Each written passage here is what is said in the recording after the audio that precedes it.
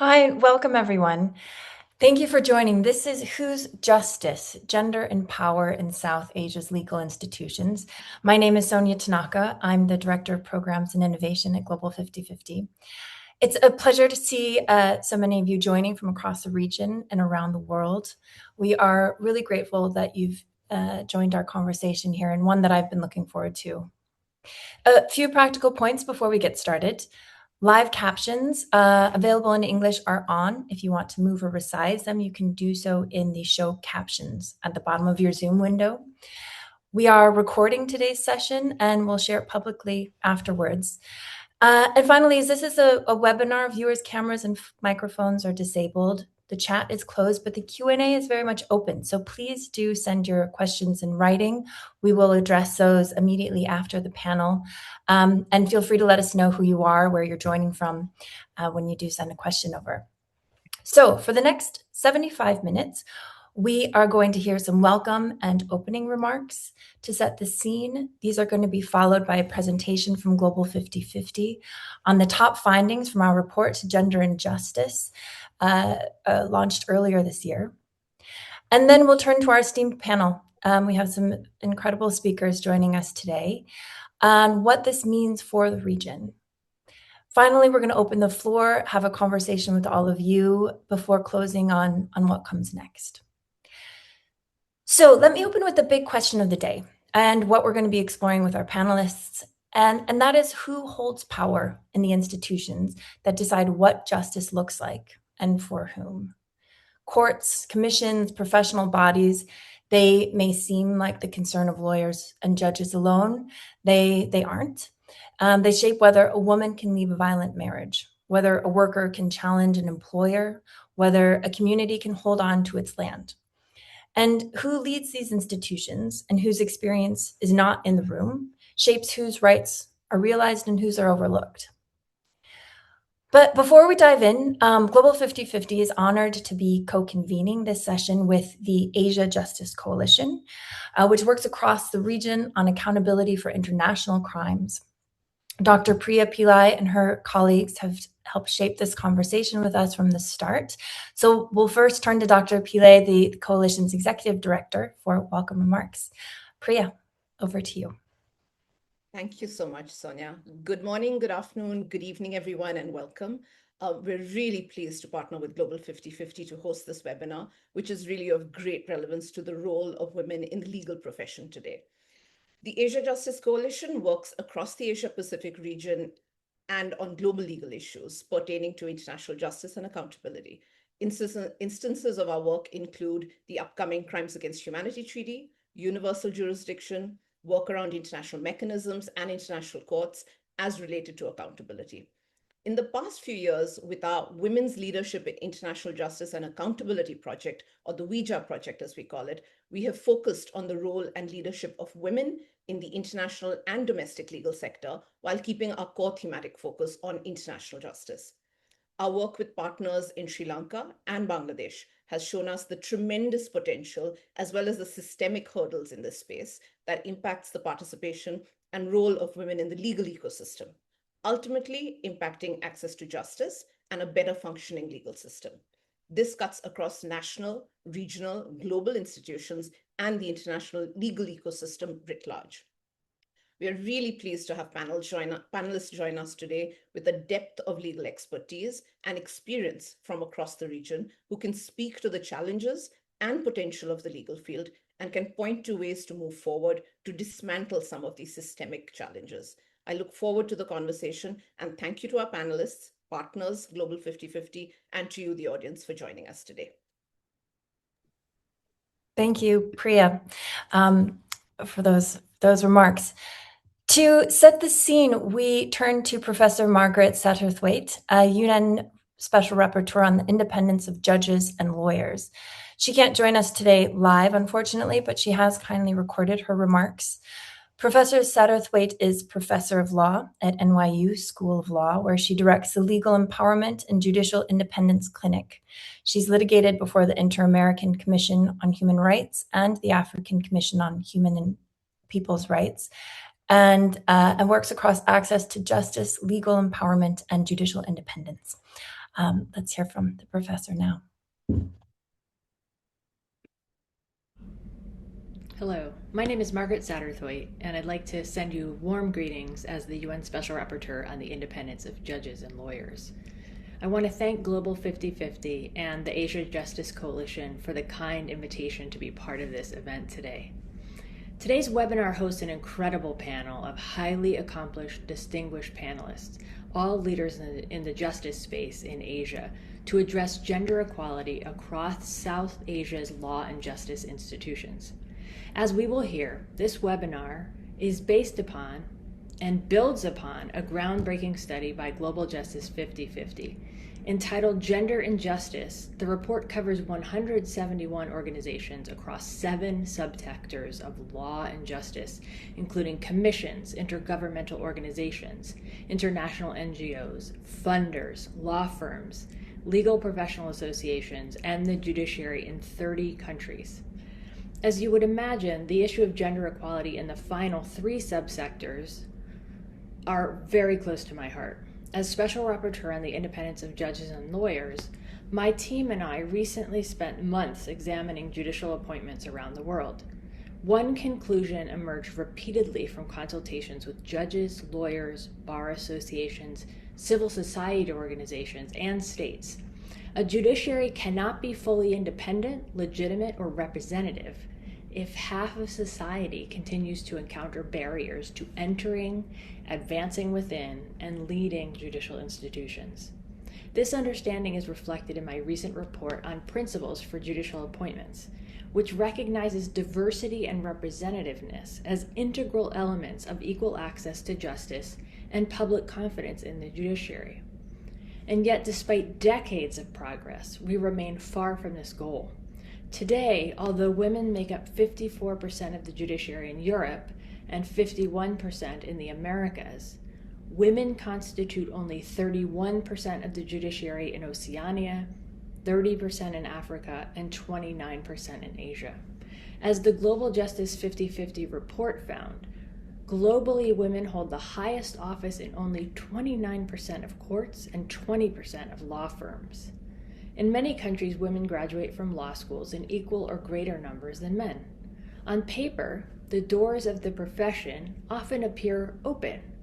However, if we follow women through the judicial career pipeline, a different picture emerges. As we move upward through the hierarchy of courts, women become increasingly scarce.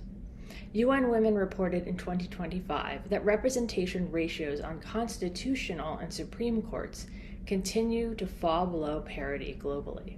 Women are entering the profession, but too many are not reaching the positions where judicial power is exercised and institutional priorities are shaped. This is not because women lack qualifications. The problem is no longer formal exclusion. The barriers today are rarely formal. In most jurisdictions, women are legally eligible to become judges. Instead, exclusion operates through structures, practices, and assumptions that often appear facially neutral. For example, consider the concept of merit. Around the world, judicial appointments are frequently justified as merit-based, as well they should be.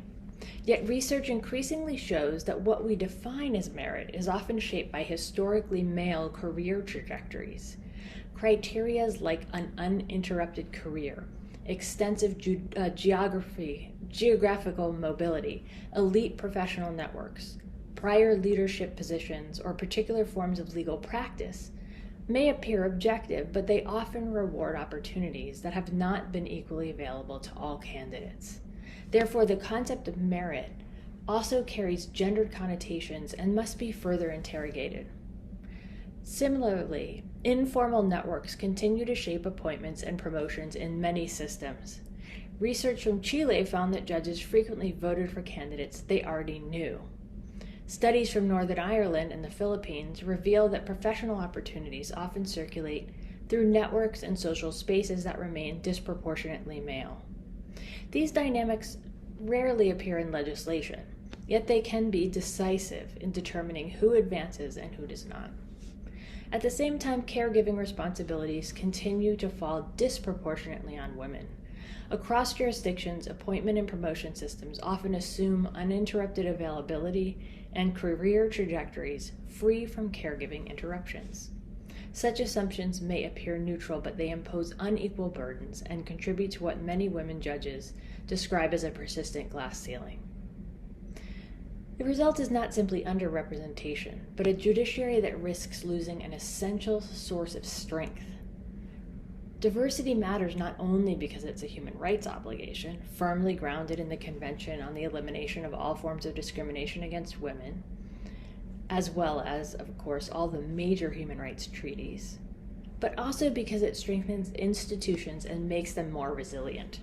Research conducted by UNDP and UN Women has demonstrated that the presence of women judges contributes to greater public confidence in courts, improves access to justice for women and marginalized communities, and strengthens perceptions of fairness and legitimacy.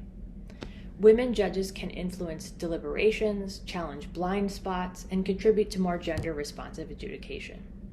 This matters profoundly at a moment when judicial operators around the world face increasing attacks. The question is what should be done to ensure that women are present, become leaders, and are protected from attacks and retaliation in the judiciary and across the legal sector. What should be done? The Global 50/50 report provides a roadmap for concrete actions needed to translate commitments to equality into results within justice institutions around the world. The learned experts in this webinar will contribute their recommendations about steps needed in South Asia.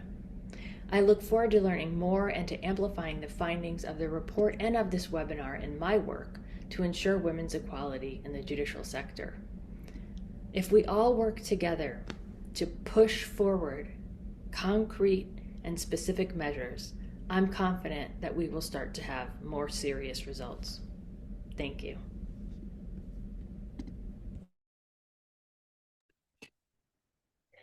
Thank you, Professor Satterthwaite. Some fascinating reflections in there, and I'm delighted to be able to turn now to our colleague Govindi Deerasinghe, who's the Justice Lead at Global 50/50, and sharing some of the findings, as Professor Satterthwaite said, of this quite groundbreaking report, and to hear about both the findings and how we translate those findings into action. As Govindi speaks, I would like to invite you to also hold up your institution to the same light and ask perhaps how it would perform against the same criteria. Govindi, over to you. Thank you so much, Sonja. Good morning, good afternoon, good evening to everyone who has made the time to be here with us today. And I'm so grateful that you are sparing some time out of your very busy schedules to come and join this conversation. And I am going to just take a short amount of that time to explain to you where Global 50/50 comes into the picture, how we have attempted to assess a certain level of the public-facing commitments, workplace policies, and practices that arise out of those systems in what we have conceptualized as the global and regional law and justice sector. So a little bit first about Global 50/50. We are an independent think tank based in England, and our position in this ecosystem is to act as an independent accountability mechanism that seeks to drive institutional change through our flagship Global 50/50 reports. We started in the public health sector about almost 10 years ago now, and we then moved into the law and justice sector only a few years ago and have published our inaugural report in February of this year.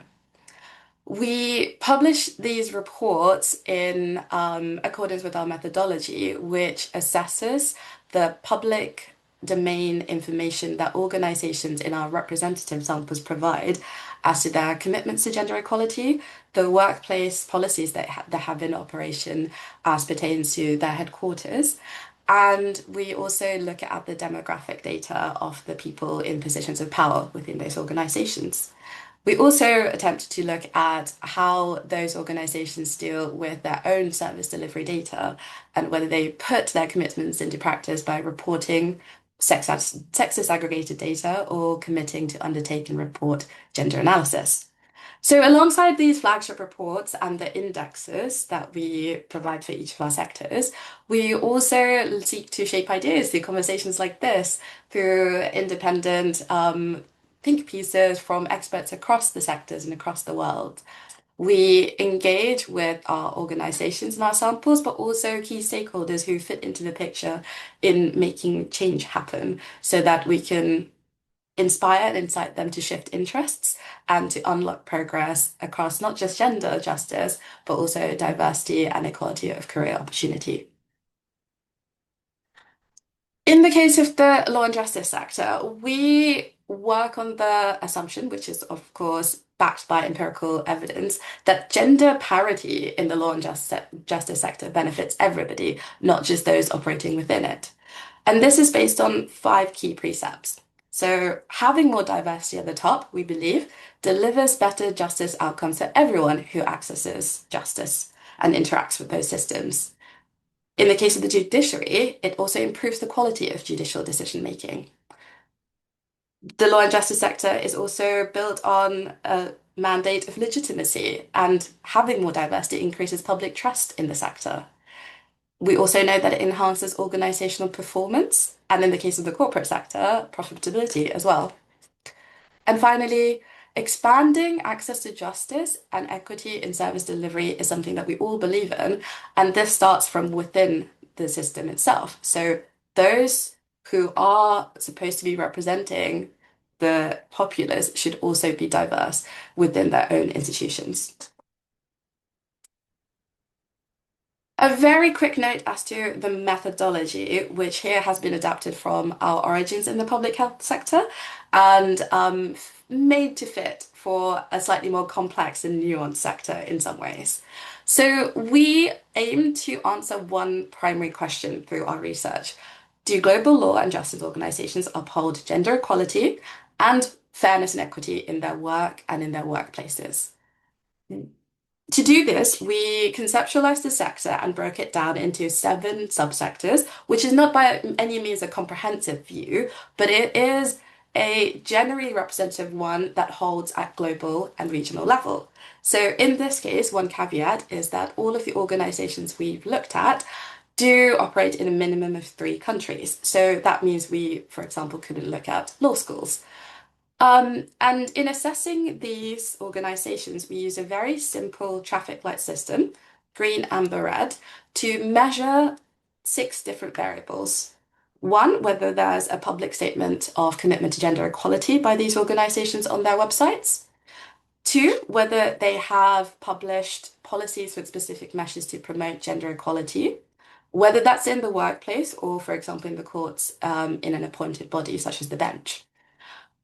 3, whether there are policies with specific measures to promote fairness and equity beyond gender. 4, whether there's, looking now at the actual leadership, gender parity in those decision-making bodies. We also look at the gender and nationality of the head of the organization. And finally, we also collect data on, as I said, in terms of service delivery, whether those organizations have a published policy on sexist aggregated data or undertaking gender analysis in their work. Here is a really brief snapshot of the 171 organizations that Professor Satterthwaite mentioned earlier. Again, please don't rush to have to copy this down. We will be sharing these slides later as well. But we've looked at courts, commissions, intergovernmental organizations, international NGOs, law firms, legal professional associations, and funders within the sample to look at all aspects of the actors that work across the system. So this was our first ever report in the law and justice sector, and it was a comprehensive review of the gender and fairness workplace policies of these 171 organizations. Global 5050's work is hinged on the intersection of three SDGs. SDG 10 on reduced inequalities, of 16 on peace, justice, and strong institutions, and of course 5 on gender equality. Our methodology and our theory of change is based on these 3 key principles. one, from our academic backgrounds, the rigor of our data collection. We have two researchers working independently to collect that data from the public domain, which is then reviewed by a third. We, as I said, rely on information that is unavailable in the public domain because we believe in transparency and that everyone who is working within these institutions, wishing to work in these institutions, or having to interact with them is completely cognizant of the way in which they operate and their ethos. And finally, we also operate with validity. So each organization in our sample is contacted at least twice during the research process and invited to validate their data. Now, perhaps to the more concrete elements of what you might all be interested in, what we found. And I want to make clear that at this point in our sample this first year, none of the organizations in our sample are headquartered in South Asia. So this is very much a global picture that is intended to set context for the conversation that is to follow with our panelists. What I can, however, talk to you is which organizations in the sample are operating within the South Asia region, and by which I mean they either have a physical presence in the region, i.e. a regional or a country office, in-country staff, or an accredited national chapter, or they're working significantly in the region with documented engagement with the jurisdiction in the region. So overall, the big picture is that many organizations do make public commitments to gender equality in the public domain. However, when you look further at their workplace policies, these commitments are not born into action. For the 171 organizations, we found that 54% commit to gender equality, but only 44% actually translate that into workplace policies on gender equality. And when we look at the service delivery aspect, this is perhaps the lowest finding in that only 18% commit to collecting, reporting, or sex disaggregated data or undertaking gender analysis of their work. If you look at purely the organizations that do operate in South Asia, the picture is a bit better. But again, remember, we're looking at globally headquartered policies, so there is some gaps in what country offices might deviate from. So in the case of public commitments, those organizations that are interacting with South Asia working there are 19 percentage points higher in that 73% make those commitments. With workplace policies, it's the 61% here in the yellow compared to the 44. Sex disaggregated data gender analysis, however, still does relatively poorly with just under a third of organizations committing. And if you look at leadership representation, this might also be a little bit more encouraging in terms of progress. We collected data on quite a lot of individuals who held positions of power within these organizations. 5,224 individuals actually that we collected this demographic data on, and 43% of those are women. And of the 302 top officers, i.e. the C-suite level executives or presidents of the bench, law firm managing partners, 40% were actually women. But if you break this down to geographical diversity, this is where it's far more shocking. Perhaps unsurprising for some of you. If you look at this figure here, you'll see that fewer than 1% of the highest offices, those 302 positions, are held by women from lower income countries, whereas almost a third are by men from the US and the UK alone. So hugely disproportionate figure if you think about the proportions of people that are being affected by the decisions of those big global regional organizations.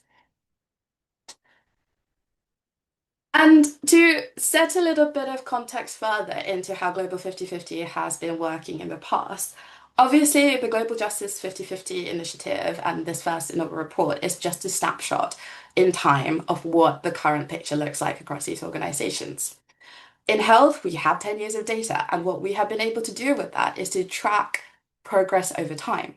On this figure on the left, you can see that for the first time since our monitoring began, we actually were able to document regression across all of those core variables that sit across all of our work. Um, at the same time, what you'll see is that representation has, in some sectors, been on the rise. So compared to 17% of nonprofit CEOs and board chairs in 2020, in our last data collection period in 2025, this was up to 33.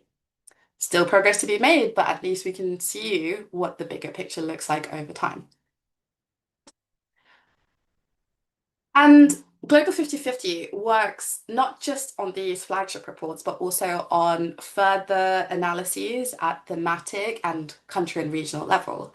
So in the health sector, for example, we have been able to do deeper dives into SRHR policies. So from this report in 2023, we were able to identify, looking at our health sample of 197 organizations, only one had a menopause policy, only one had a menstrual leave policy, and only one that had a staff benefits policy that referenced abortion.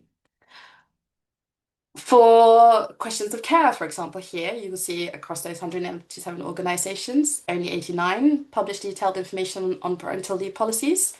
112 of 135 total parental leave policies explicitly spoke of adoption or surrogacy, and 121 provided some form of support to new parents returning to work. So with further funding, with capacity in our team, we're able to do the similar kind of work also potentially for the law and justice sector. At country level, we also do this work on looking at things like pay gaps, gender pay gaps specifically. In the UK, that is mandated under law for organisations with more than 250 employees. And again, in the health sector, we've been able to monitor that over time. So disaggregated by the CEO's gender, you can see how the gender pay gap changes, and it's usually lower where where the CEO has been a woman for at least 5 years.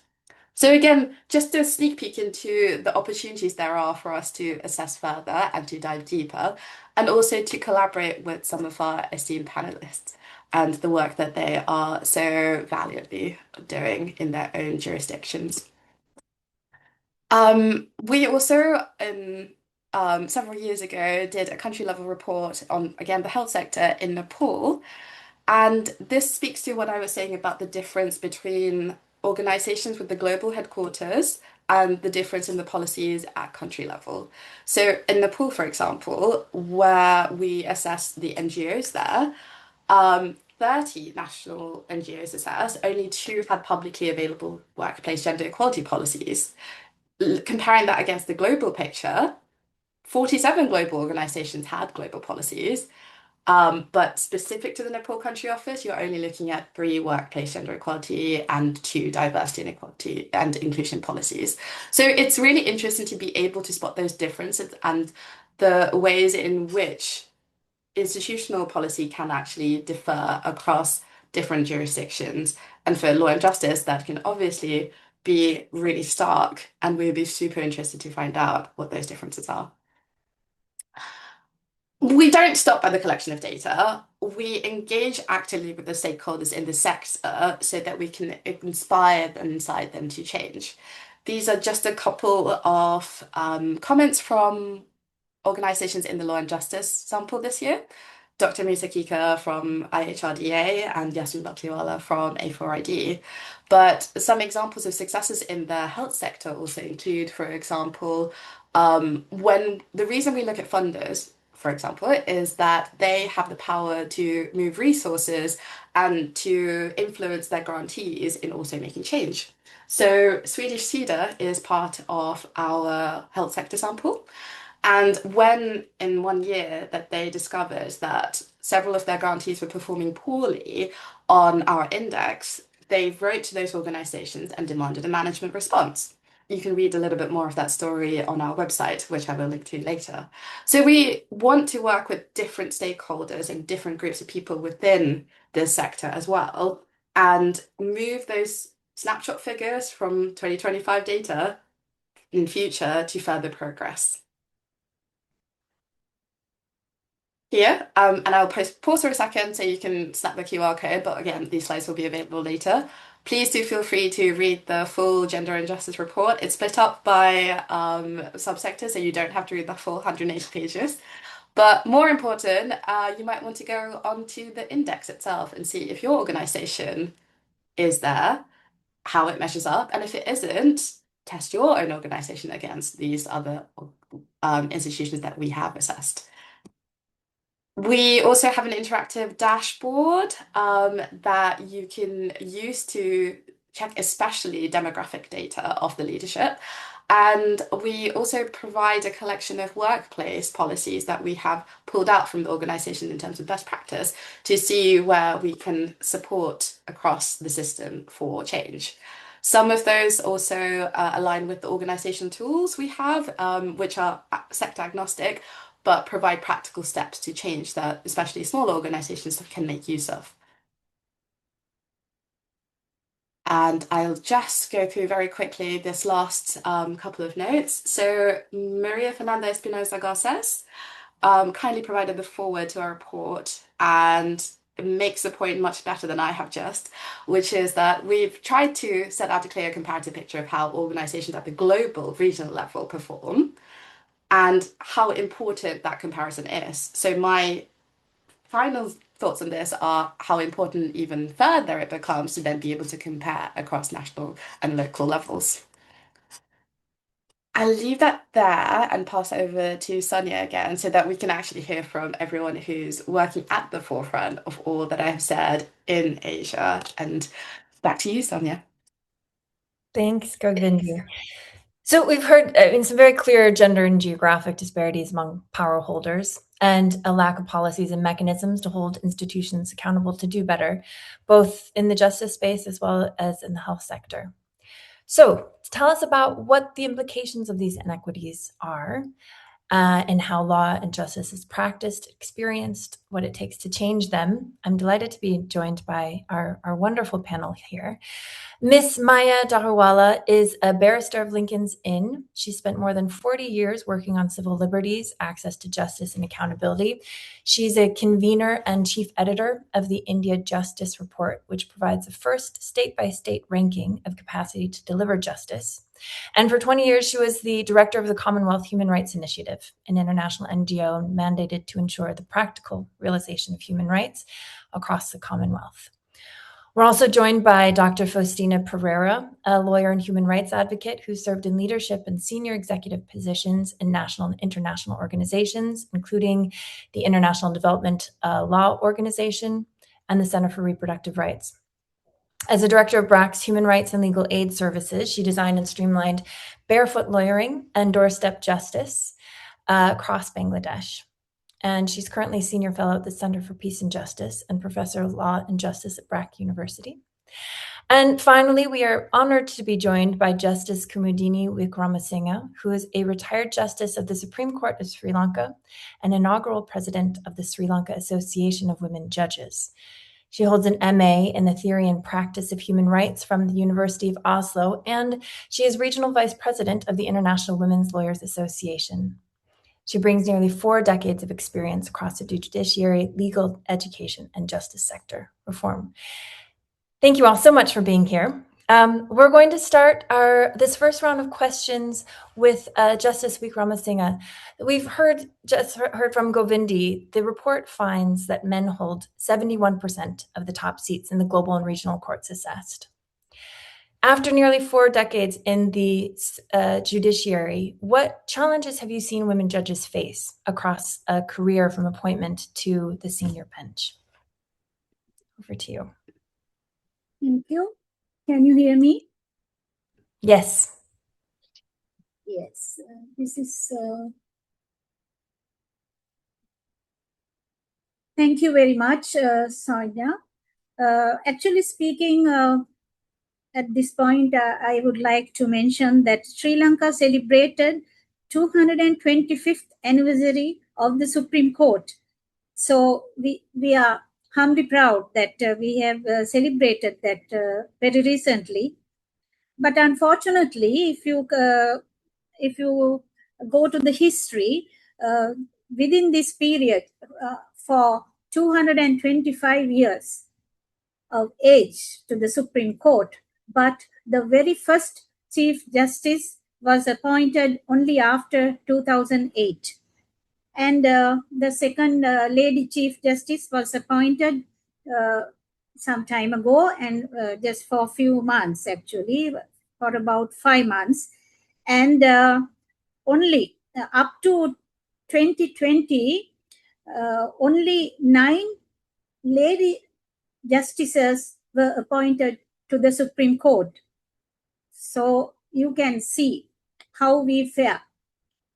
And I was the 9th appointed in 2020. And now, at the moment, there's only one lady Supreme Court judge. She is the 10th justice appointed to the Supreme Court. And at the moment, there are 5 vacancies in the Court of Appeal, where altogether there should be 21 judges, and none of them are ladies. And in the Supreme Court, there are 4 vacancies at the moment, and we hope and pray that within the course of this year, very soon, there may be more appointments to the ladies as well, to the Supreme Court as well as the Court of Appeal. And with regard to other courts, High Court, out of 93 judges, 20 are female judges, and the judicial officers, are magistrates and district court judges, altogether 294, and out of that, 142 are female judges. So quite a number of female judges are there in the minor judiciary. Very recent times, it has been increased. It was not so earlier. And then almost half of them are ladies. So it's a very good figure. So hope and pray that they will come up in their profession, and then they will reach up to the Supreme Court in due course.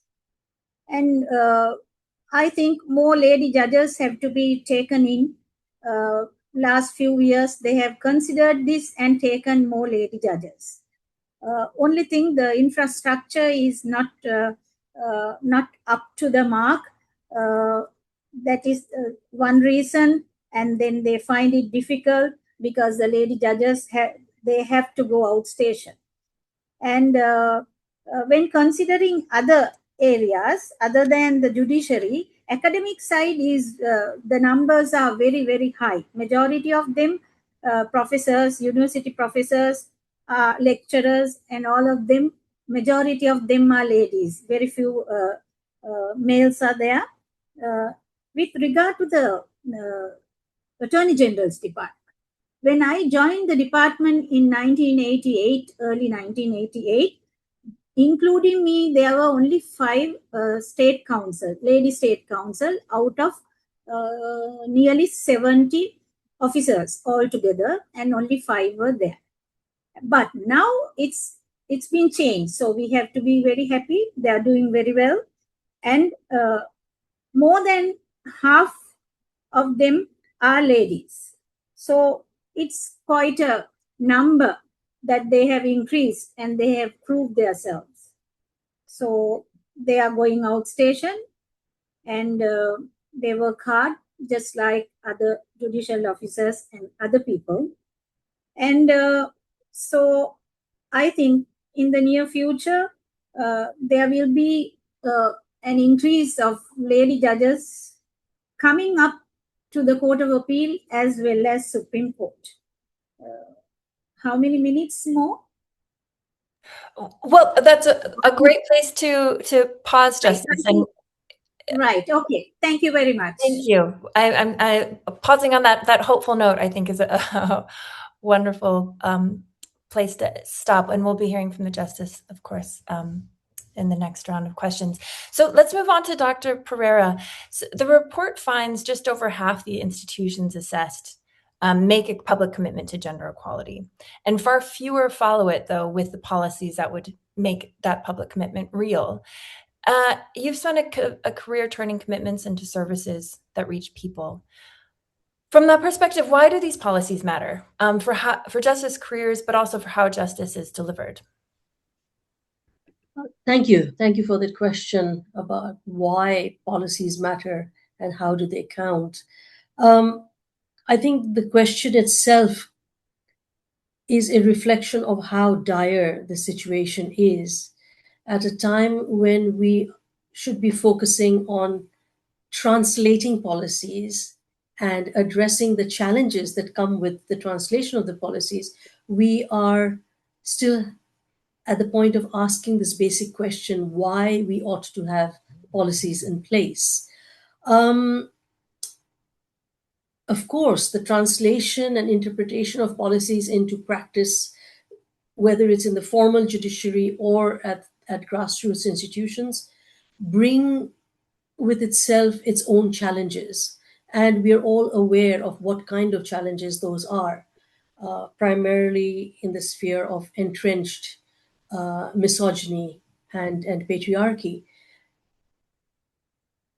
But we need to as we take a step back into discussing why even policies count, it is a stark reminder of the fact of the framework of the institutions within which justice gets produced or the dispensation of justice takes place.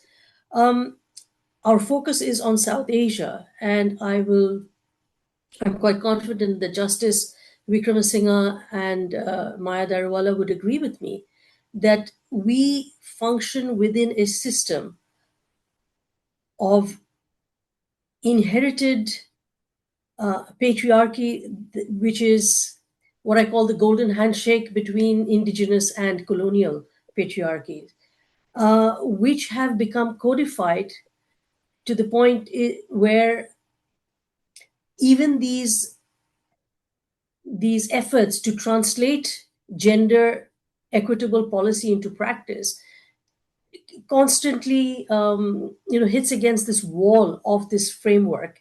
And I'm remembering the famous saying that you cannot really dismantle the master's house with the master's tool, Audre Lorde's famous saying.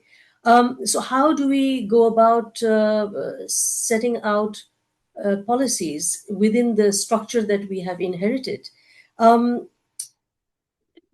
And this is a structure where until not too long ago, just 100 years ago, we were having to argue as to whether women are persons, not just biological persons, but whether they're legal persons and whether a woman can practice in a court of law as a lawyer, whether a woman is eligible to be a pleader. So we have, of course, moved quite a long way since then. But the very framework within which justice functions in the formal judiciary as well as informal justice systems is where women are constantly having to define themselves. Like one example, the General Clauses Act of 1873, which is like a foundational statute, which helps us define and standardize definitions and standardized rules of interpretation, itself does not define woman. Man is self-defined. And therefore, the institutions that recognize man as the self-defined entity is what we still function within. But not all is doom and gloom. We still have a long way to go into having policies which organizations, whether they're the formal judiciary, grassroots organizations, institutions, law firms, etc., have in place. But there needs to be an understanding of the functional mechanism together with the funding architecture that has to come in order to make these policies truly functional. And one example that I would like to share from my experience of working in a number of national and international rights-based initiatives is this whole functioning of learning by doing. So when there is a critical mass of enough organizations having these policies in place and then working through the pinch points of making these policies work in real life scenarios. I think Govindi mentioned about the health policy of gender-friendly health policies. Similarly, to look at what are the gender associative policies that are already working, which are more malleable in terms of innovation and shifts and changes, and working together from an outcome of common interest, whereby bringing in practicable gender policies also help not just the bottom line for profit-making organizations, but also for the judicial outcome of fair dispensation of justice. So I think I would end by saying that not only should the conversation be limited to where the difficulties are in terms of the translation of policies, but also to look at achieving a traction point on policies in place and to learn by doing. Thank you. I will leave it there. Great, thank you, Faustina. So we've heard from Faustina. She's made an argument for why gender equality policies matter for the fair dispensation of justice. The India Justice Report, it shows women thinning towards the top of the judiciary, with only 11 women among all the judges appointed to the Supreme Court since 1989. So if we set that against the global picture that we heard from Govindi, where a handful of high-income countries hold most of the top offices, what do you think is the cost to justice when representation on the bench is so narrow?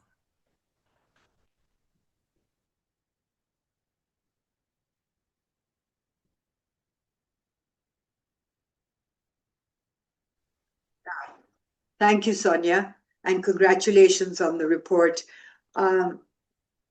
I'll get to your particular question, and please, you must stop me when you think that I'm talking too much. The thing is, the India Justice Report is a little bit broader than the 50-50 report, in the sense that it looks across the justice delivery system, right? And it looks at capacity. So one of the things that we have put down there, which looked like apples and oranges, was diversity. Because this came from the assumption that institutions of justice must demonstrate that they themselves are just and equitable within themselves. And I think this is the assumption or the advocacy that one wants to keep on putting forward, because the numbers are telling a terrible, a mixed and patchy thing. I say terrible because I've been working on it for so long, is we have grown in the High Court from 14% to 14% from only 11%. Yeah. In the Supreme Court, less than 6%. In the subordinate courts, we've been quicker because their district court judges, etc., are now 38%. After in 2019, they were 28%. So why am I telling you this? Because, well, let me add one more figure. The SHRCs, which is the State Human Rights Commissions, and the National Human Rights Commission have never had a woman at the chairperson's level, right? And these are human rights commissions. And if you look at all the commissioners across all of the country in India, it's less than 10% who are there. It's the same with lawyers and law firms, less than 30%, even the best of them. And the police are at 13% at the constabulary level, and by the time you get to the 8%, get to the officers, it's 8%. Now I'm throwing all these figures at you just to answer your question that there is a policy and there is general conversation around, and even some statute around going up to 33%, right? But look at the institutional state that we have to bargain and stop at 33%. Nobody talks about 50%. So what does 33% really indicate? It indicates a compromise with male privilege and basic insecurity and a refusal to give space. So there is an ingrained system of bias. And what does that mean? I can demonstrate it to you anecdotally about how patchy the delivery of justice is. For instance, there are few studies to indicate that hardly 15% of those people who need assistance with legal, legal response from the system actually go to the system. So the trust deficit or the difficulty of access, the sureness that there will be even-handedness, that is one of the prices we pay. We also pay in pace. The slow pace is indicative of how entrenched the system it is, how resistant it is. So the whole response is heavily influenced by the maleness of it.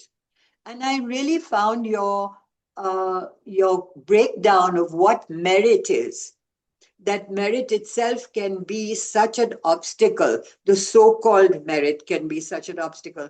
I really took that to heart because in the argument for merit, there is an assumption that there is no real merit in women and that women are being given a favor. So one of the things I wanted to say was that it is now time that institutions recognized that they are not accommodative of women because there are practices and policies in place, and that it is not required of a woman to change into a man with breasts in order to be in this institution.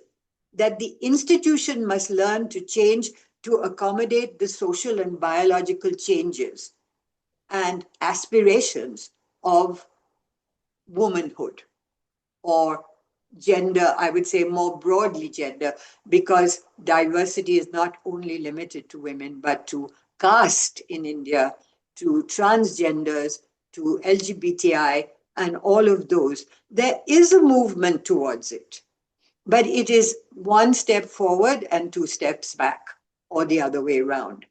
And for a country like India, which is 1.4, and even as I speak, perhaps 1.5 billion people, for that country must be able to be the leader in these democratic, civil liberties, rule of law ways.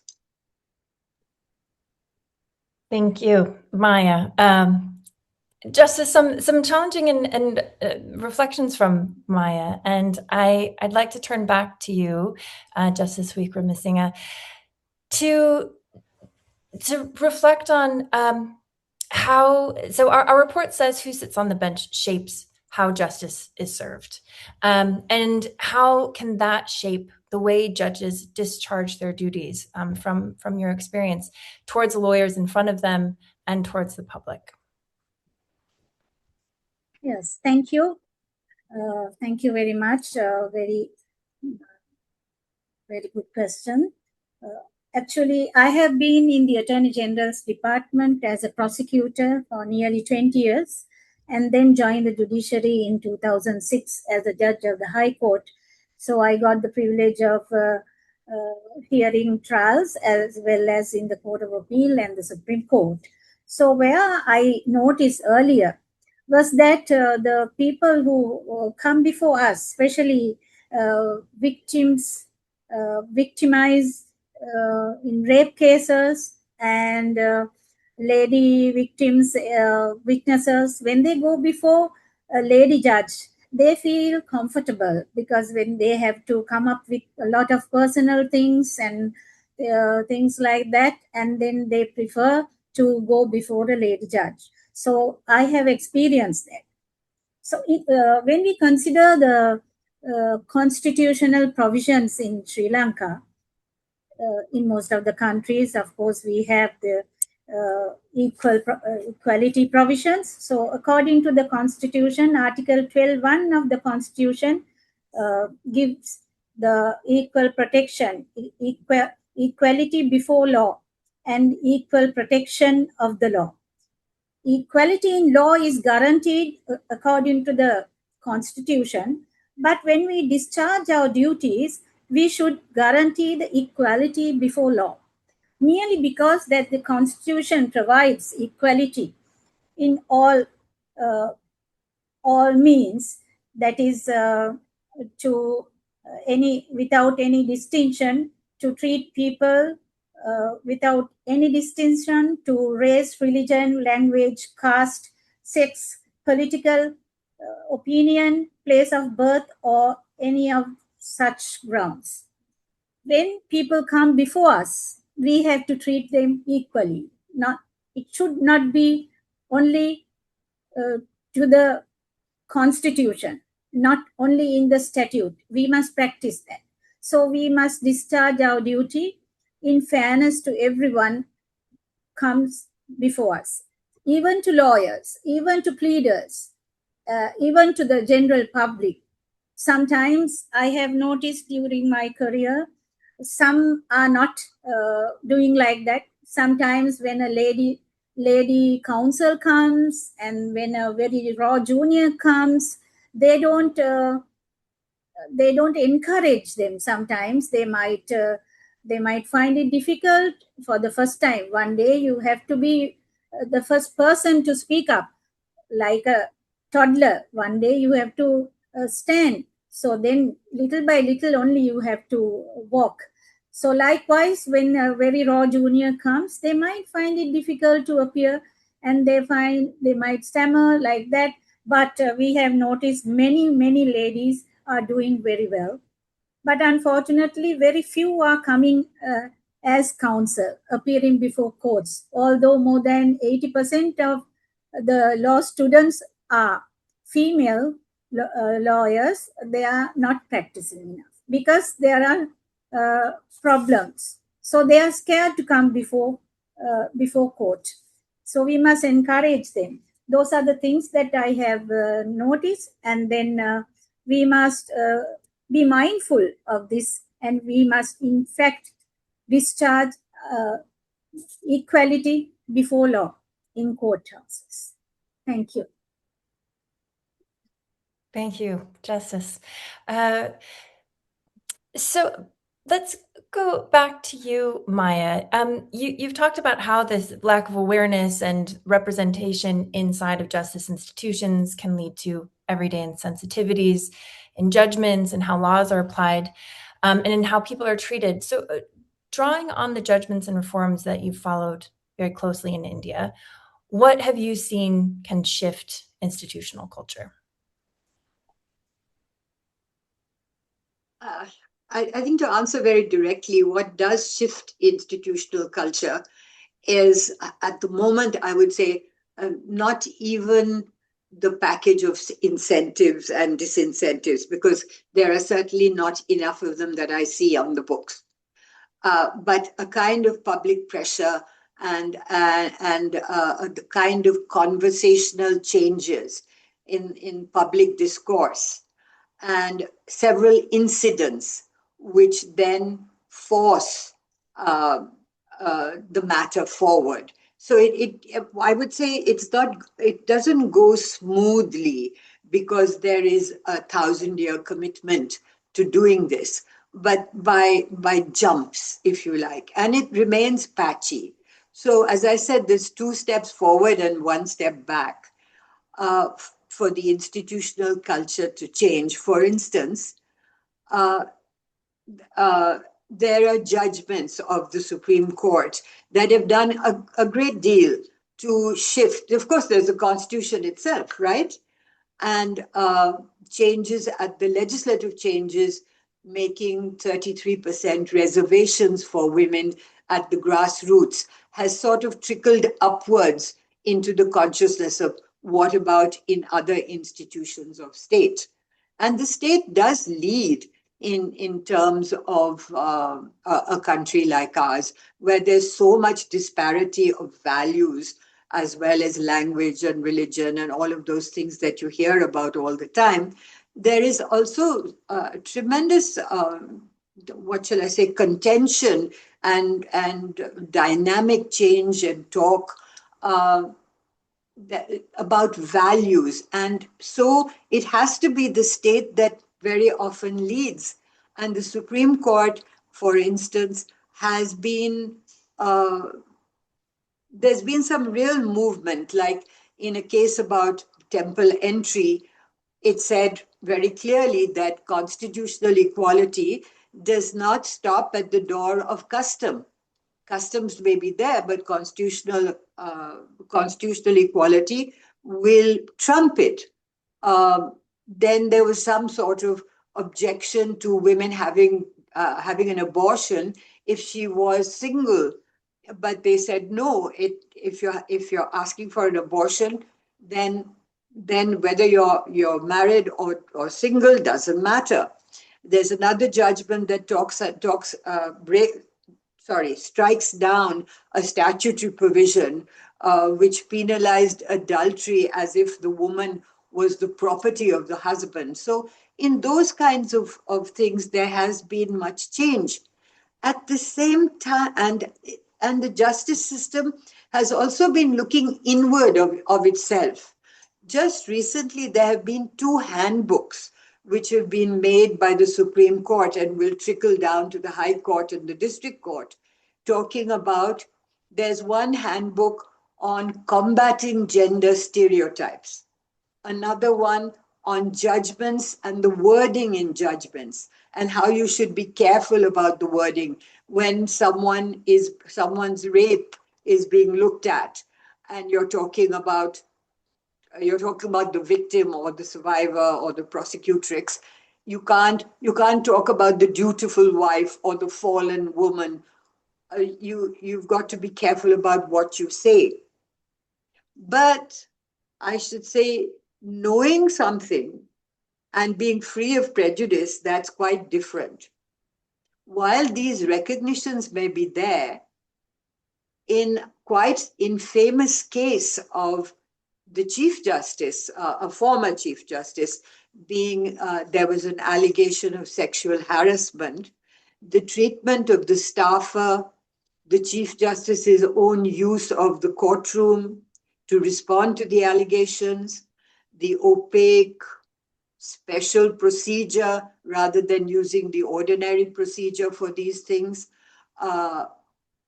using a rather opaque procedure and then clearing the judge, which may have been perfectly valid, but it meant that they were not quite as committed to gender equality when it actually came to them.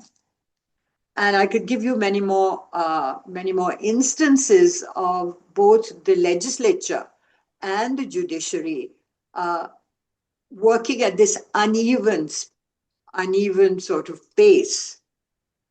But I suspect that my time is up.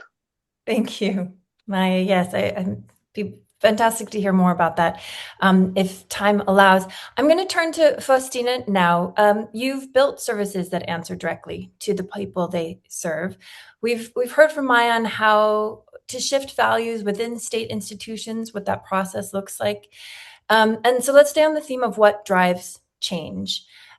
We've seen this question actually just come in through the Q&A as well along these lines, but what role can pressure from the outside, from civil society, professional regional bodies play in moving institutions that have promised equality but not delivered?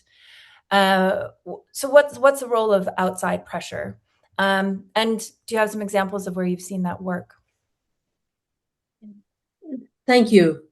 In some ways, my answer piggybacks on Maya's points on values and cultures.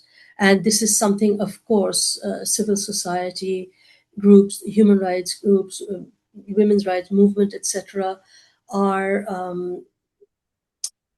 driving the values-based movement.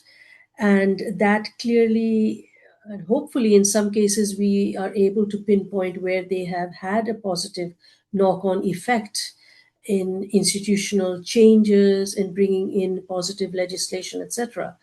To answer your question about external pressures, see, ideally, and we would all agree that it's always best when policy is translated into practice with the commitment that is internal and internalized within institutions and organizations, because that is the first step to building a culture of accountability, a culture of equity and fairness. And of course, culture does not develop overnight. It's a long process of learning and unlearning and relearning. After all, we are working within an entrenched system that has been historically pitted against women. But of course, external pressure is sometimes needed and necessary. Sometimes it doesn't come exactly in the way in one wishes to customize it. I can think of some instances, for example, what I call like black swan movements, like tipping points in either national history or in an organization's trajectory. Say, for example, a natural disaster, or the withdrawal of a trusted long-term development partner. And in the last couple of years, the withdrawal of USAID and a number of other organizations that are still very clear in terms of the institutional fallouts that are still occurring are very clear. But what has happened in some cases, not too many, is that it has forced a scenario where organizations have to revisit their organizational structure, have to look much farther afield for leadership that is diverse and is more diverse than it would have otherwise been if it were, usual doing business as usual. And certain instances, let's say the COVID pandemic, for example, has required organizations to do business differently. So in that sense, this is an external pressure, but it's required organizations to look at their the manner in which they reach out to strategic partnerships, how they work out their own risk mitigation programs, how innovations are brought about. Let's say, for example, filing complaints in a police station in a digital form rather than in the typical manual form, etc. But it's some of the external pressures have also brought about interesting forms of shifts. For example, at looking at how justice and rights-based services impact women differently than men in these tipping point scenarios. Let's say in providing contraceptive services or microcredit loans, or as I've already mentioned, filing police complaints, etc., but also addressing domestic violence and cases of, say, child marriage, etc.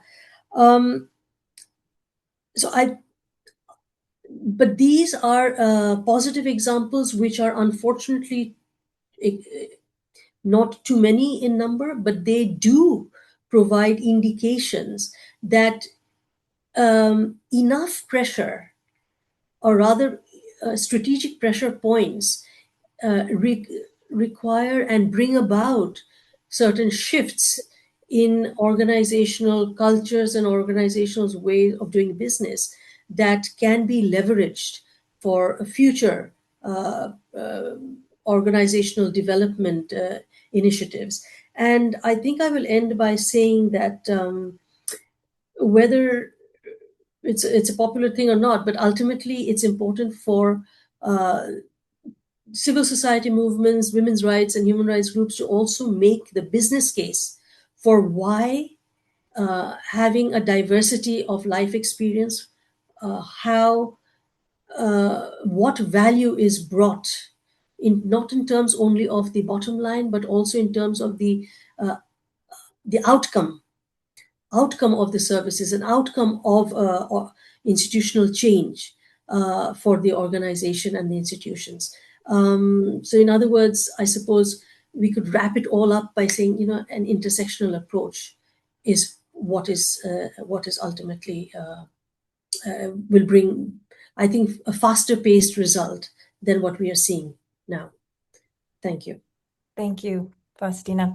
An important, fascinating reminder that so much of this change happens at the individual level as well as at the institutional level, that process of learning and relearning and unlearning bias and discrimination. So we're going to go into this final lightning round. I'm going to ask each of you to keep your responses to under 1 minute, as quick as possible. While we do that, please, again, a reminder to the audience to drop in any questions that you'd like us to address on the panel.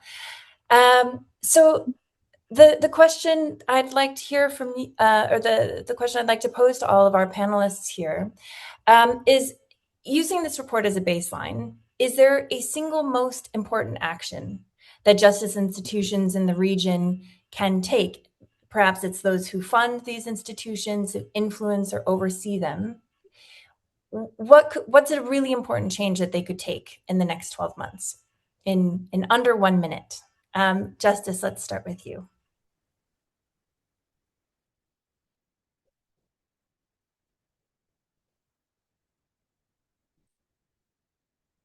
Me, myself? Please, yes. Yes, sir.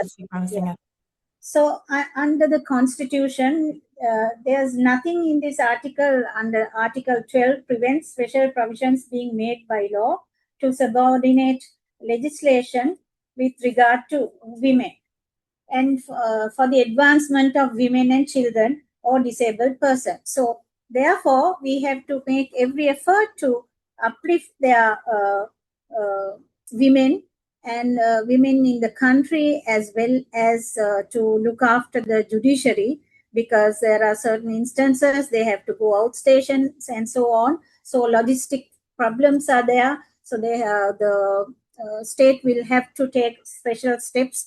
Of course, statutory provisions are being made, and we have to get the maximum use of it, and must give a gender-sensitive training for judges as well as the general public and media. We have to educate general public what is happening and what are the advantages of these things, and they have to be educated on these lines. And also cyberbullying is also it's a common thing, and we have to educate those areas as well. And digital hearing is also being commenced in Sri Lanka, so have to give a special training on those areas. Thank you. Impressive. 1 minute, 2 seconds. Thank you, Justice Wickremasinghe. So we've heard education, training, sensitization.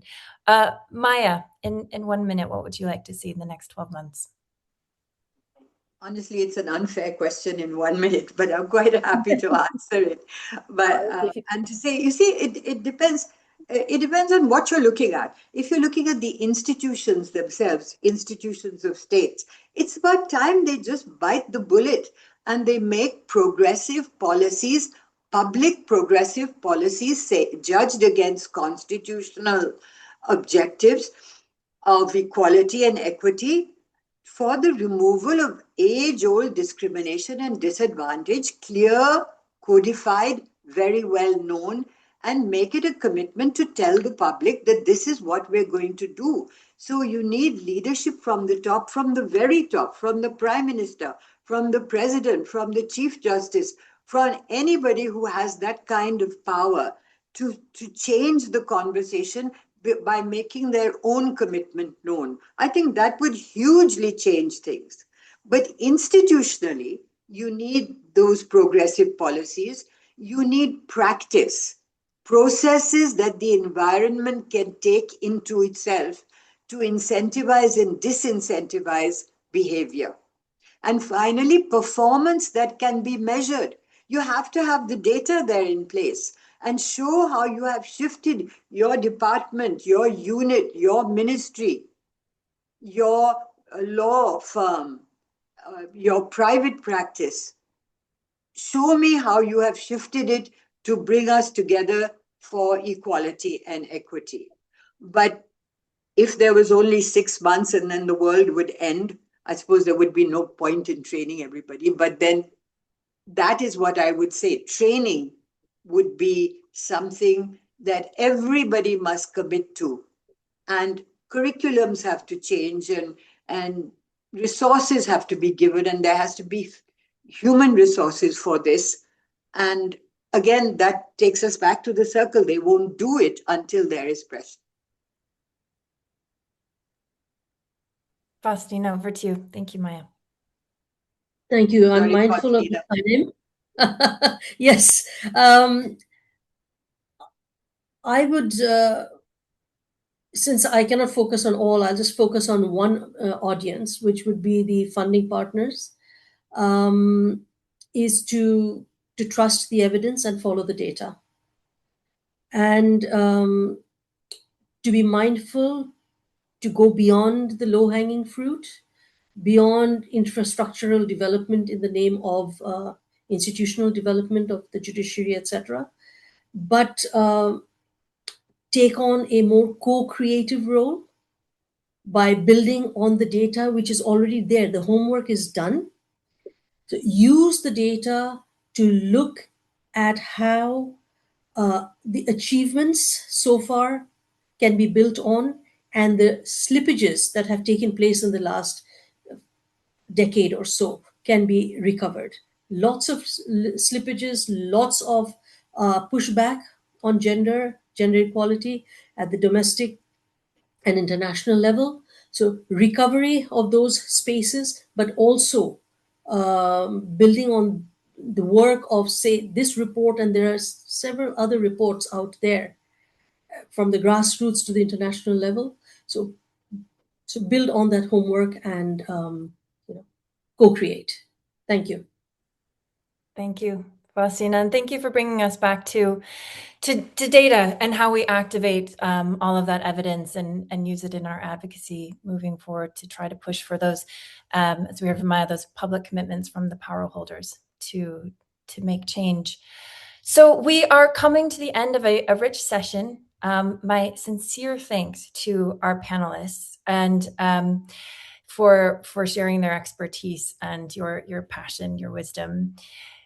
We're going to just turn to Dr. Pillai again from the Asia Justice Coalition to close and to share a little bit about where this work is going next before we hear from Dr. Sarah Hawkes. Thank you. Priya. Thank you, Sonja. I'm still processing the last hour, to be honest, but just a few reflections, perhaps. I think building equality into the legal system and prioritizing women's leadership in the law opens up possibilities for legal empowerment and further access to justice. This sounds simple, perhaps, but it is rather more complicated, unfortunately. Despite important progress over the past few decades, globally, women have yet to be considered as key actors in the administration of justice, and the equality before the law and courts has yet to become a reality in many countries, as we have just heard. I'll turn to an area of law that we focus on specifically, which is in international law and institutions in particular. Women continue to face barriers of entry relating to courts and international mechanisms addressing international justice and accountability. The way I see it, there are distinct challenges in developing women's leadership in international law, in particular in the Asia-Pacific region. Firstly, there are high levels of gender disparity and harassment in the legal profession in the region, and continued gendered assumptions about women's roles that prevent their advancement in legal spaces. Another challenge is the dual exclusivity of international law, in that it is based partly on perpetuating gendered structures, and any change that disrupts the status quo is necessary to incorporate both women's lived experiences and more women practitioners. For me, the last hour has really been illuminating. We have heard from practitioners, we have heard from our panel from the region, across the region, about the challenges and barriers in access to justice for women in South Asia, and the need for greater support in order to dismantle these barriers. It is to tackle and address these challenges that I think it is imperative that we facilitate and ensure feminist leadership in domestic and international law. So I think to conclude, I really hope the session has given you an insight to the audience into not just the structural barriers that impede women in law, but also ways forward, and how each and every one of us has a role in ensuring much needed change. Thank you. Thank you, Priya. I'm just going to turn now to Professor Sarah Hawkes, our co-CEO at Global 50/50. Sarah co-founded our organization and built the accountability framework and the methodology that this justice report rests on. So she's the perfect person to share with us where we go from here. Sarah, over to you. Thank you, Sonja, and huge thanks to our panelists, to our esteemed panelists. As a non-lawyer, I always feel slightly nervous in the presence of lawyers, thinking I'll never be able to understand what people are talking about. But I have to say that what really struck me is how the experiences and even some of the solutions that you've talked about how we can start working towards more equality and equity in the systems and structures and institutions that we all operate in anywhere across the world. We face similar challenges. So I come from the global health system. I could have almost swapped in the health system for the legal system across many of the points that you made. I think I just like Priya, I just want to reflect back a little bit on what I heard from you, and also just bring in what we've learned from 10 years of doing very similar work in the global health system, and sort of what we can learn in terms of moving forward. So first of all, we've started this work, and it aligns with the work that all of you have been doing over your lifetimes, because we're concerned about diversity and inclusion, not as abstract issues, but because we think that benefits the people that systems are set up to serve. What we have found is that there is less evidence of the impact, as Faustina said, the business case, making the business case for why diversity and inclusion matters, then there is effort put into showing us about the lack of diversity and inclusion across systems. So it's kind of moving forward. I totally agree. Whether we use the terminology of business case or investment case, or just showing why this matters, why equality, diversity, and inclusion continue to matter, we all need to get better at that. Why don't we have diversity and inclusion? I mean, kind of how long have we got? But we've heard throughout the past 90 minutes, it's certainly there in Govindi's amazing report and in the work that all of you do. It's a result of history. We've heard, the geographical imbalances that Govindi very clearly outlined as a result of the power imbalances of the colonial patriarchal systems that all of you, I'm sure, have written about, and all of us have experienced in one way or another. They're there as a result of contemporary politics. You don't need me to tell you the impact of political regime changes, not just as a result of American hegemonic politics, but politics in most parts of the world. You saw that in the graph that Govindi presented, showing how over the past 10 years that we've been measuring in the health sector, variables the picture has got better until January 2025, when quite frankly, support for equality, diversity and inclusion fell off a cliff edge. We've talked about institutional inertia. These are organisations that are very resistant to change, partly as a result of culture, partly as a result just of the people holding power very rarely want to amenable to the idea of giving up power. But what I've loved hearing from you is your ideas about how we achieve change. As somebody, again, not from the legal sector, what has really struck us over the past 10 years doing this work in the health sector is how much we see the impact of the law itself making a difference to the behavior of the institutions and organizations that employ people in the health sector. So the only reason that we're able to tell you about the gender pay gap is because there is a legal mandate to report on the gender pay gap in one of the countries where organizations are headquartered. The only reason that we've got responses as far as the menopause is concerned is because it's a legal mandate for employers to have a menopause policy. So the law itself clearly matters. And in some ways, the rest of us are reliant upon all of you to make those legal changes, because otherwise what we have discovered is that these institutions and organizations that employ people are not making changes out of the goodness of their heart, but because they're forced to. And some of that forcing comes from the women inside the organizations. We've captured those stories of change over the decade where the changes have been led by employees, whether individually or through organized trade unions, which is something that actually we rarely hear people talking about organized labor, but historically we know that's how a lot of equality movements in workplaces have come to fruition.